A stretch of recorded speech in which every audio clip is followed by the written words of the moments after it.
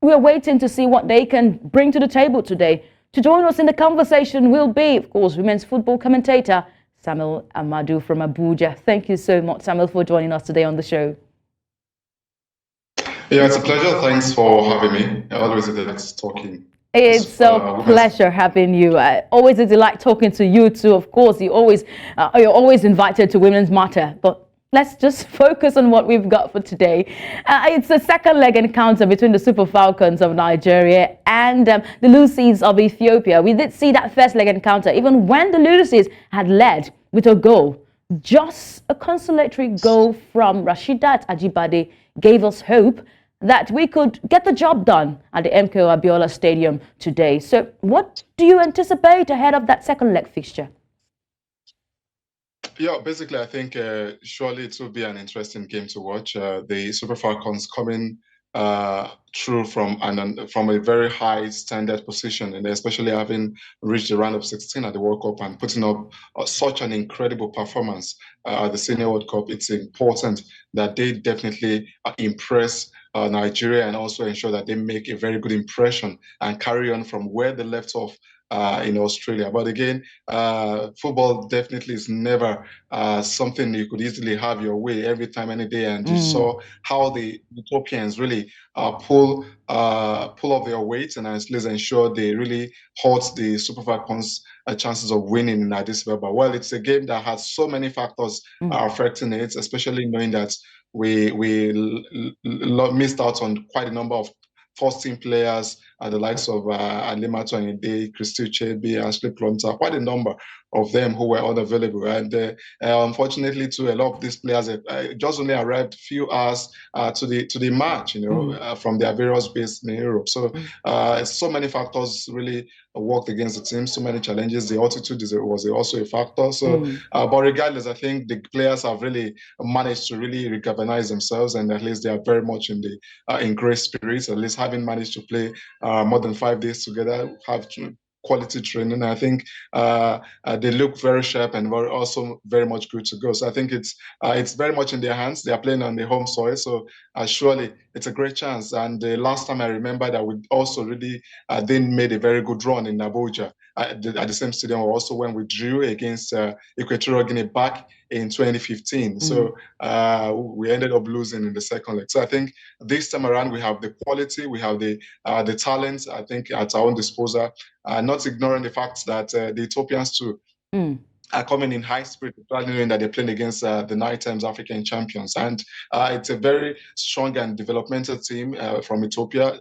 A team filled with bulk of the under-20 players, very young, hungry, and energetic players. So the coach too is also the former under-20 coach who was just elevated alongside the players to move to the senior team. So I think it's really going to be an exciting and enterprising game to watch. But I believe the girls are very, very convinced that they need to really measure up to the standards they've created at the Senior World Cup, and definitely they are beating themselves up to ensure that yes, they get the maximum points and also ensure that they get as much score as possible to ensure they qualify convincingly to the next round phase where they would expect to face Uganda or Cameroon.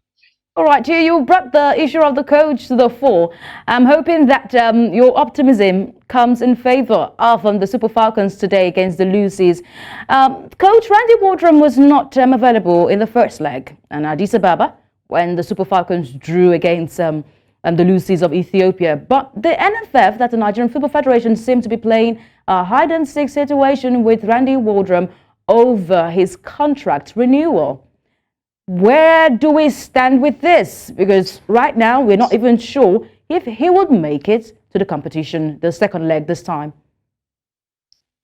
Yeah, definitely. The game is today, so surely Randy is now available. And in his place, we already had Justin Madugu, one of his first team assistants in place. And I think Madugu has been around for a very long time, since 2013 for the senior team, and also been around the women's national team since 2008. And I think he oversaw the emergence of many of these top talented players that form the fulcrum of the Super Falcons in the last last 2 decades. So I think it's unfortunate Randy is not here, but realistically, I think the Federation are definitely having talks with him behind the scenes. Definitely, I don't have a clue about what the conversation is going to be like. But again, at the moment, we just definitely need to focus on what is the main priority, and this is winning against Ethiopia. And I think what happens in the boardroom definitely will have to sort itself, and at least we can all focus on the game. But at the moment, we know Justin Madugu released the team. He was in charge against Ethiopia, and definitely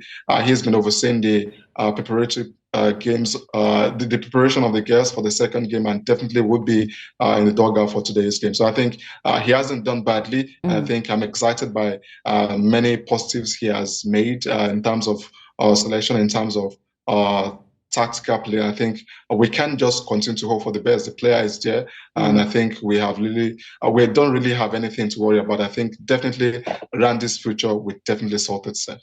I'm hoping that the NFF also think the same way, Sam. Permit me to be nosy here. Of course, it's my job to be nosy and paid to be nosy. There are reports that he's going through a personal challenge, a personal challenging period, which the Nigerian Football Federation is allegedly aware of. Randy noted that despite making his intention known to the NFF through a letter to this effect, that he will be available for the first leg for the Olympic qualifier. The NFF did say there will be no need for that. They delayed that response almost 2 weeks before even trying him and asked him not to bother coming for any of the matches. Is Randy, Samuel asks again, is Randy still the Super Falcons coach, or is he not anymore with the Super Falcons coach? Well, as it stands, and from a personal perspective, I think I don't have to hold brief for the federation. Definitely, they have their discussions with the coach. I don't have an idea of what is in between them, but realistically, I feel based on reports I do have, and I think if I could be right, I think his contract will expire today. But yes. For me, I think it's a bit unfortunate that you could have a coach who could be spelling out such terms to his employers, especially when you are still in contract.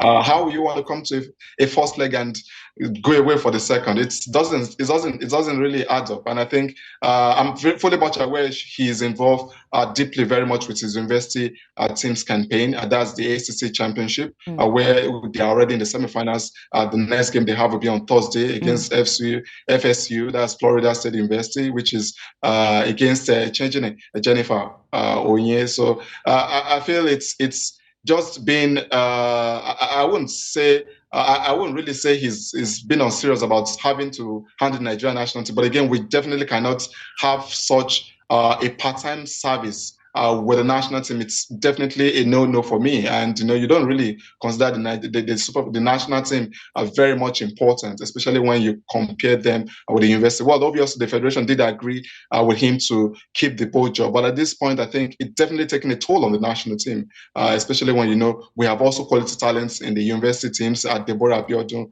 We also have Jennifer. Both players were not called up, so why would they? Obviously, for me personally, I feel it's because they seem to have prioritized the university competition that they do have over the national, which for me wasn't called for. And regardless, I think it's not happening for the first time. It happened, same thing, same excuse he gave back in October 2022, the FIFA World Cup draw. He wasn't there, he wasn't in attendance, and he gave similar excuses, which unfortunately turned out to be lies. And he was involved with his same university activities, where some of us who have been following his university teams watched him live, and probably you saw video content that puts out and showing him involved in those games. When you lie about saying you're having personal issues, obviously it speaks volume about your area of interest. So you really don't hold the national team dearly, and it's sad if we things turn out this way, and expect the federation to also want to invest or continue to invest their emotion and also continue to Sam, I'm sorry to butt in here. Sam, I'm sorry to butt in here.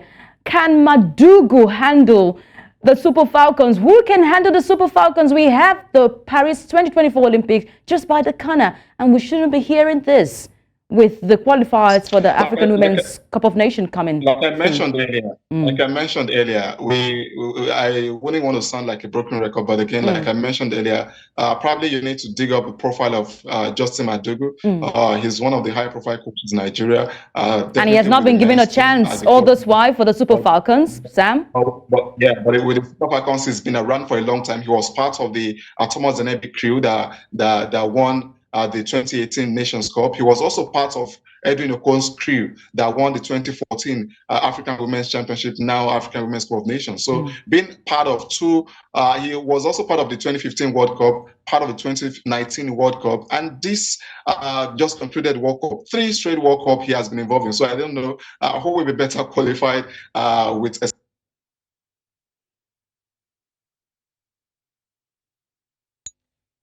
Hello, Sam. Are you still with us? He's been around as first. Yes, he's been around as first assistant for 3 different tournaments and 3 different coaches since 2013. So I don't know who could be better qualified, especially when we don't consider probably looking the direction of our own homegrown coaches and possibly seeing how best we can cut costs, considering the glaring economic challenges of. All right, I remember the last homegrown coach we had in Nigeria for the Super Falcons was Florence Omagbemi before the bringing in of Thomas Dennerby and now Randy Walram. Sam, are you still with me? All right, we would get back to Sam, but I'm very sure all that he has put down today have been noted by the Nigerian Football Federation, and we're hoping that all the situation happening at the back end will not affect the Super Falcons' performance today in the second leg fixture against Ethiopia. All right, that will be happening at the MKO Abiola Stadium in Abuja, and we're hoping that the Super Falcons can get the job done. Yeah, we've got Samuel back right now. Samuel, I'll just in a few seconds, how do you anticipate, where do you think the pendulum will swing right now? What prediction would you give for this second leg fixture between the Super Falcons and the Lucies of Ethiopia? Well, I think it's going to be an outright one for Nigeria. Okay. We definitely have a home advantage, and surely we definitely have everything in our kitty to grind out a result, and not just grind out a result, but again ensure that we score with plenty of goals, at least to send warnings or shiver to the next opponents in terms of either Uganda or Cameroon. So I think it's definitely going to be an outright win with a lot of goals. All right. I'll be hoping that your prediction comes to fruition. Thank you so much, women's football commentator all the way from Abuja, Nigeria, Samuel Ahmadu. Thank you so much for joining me on the show. Yeah, thanks for having me once again. It's a pleasure.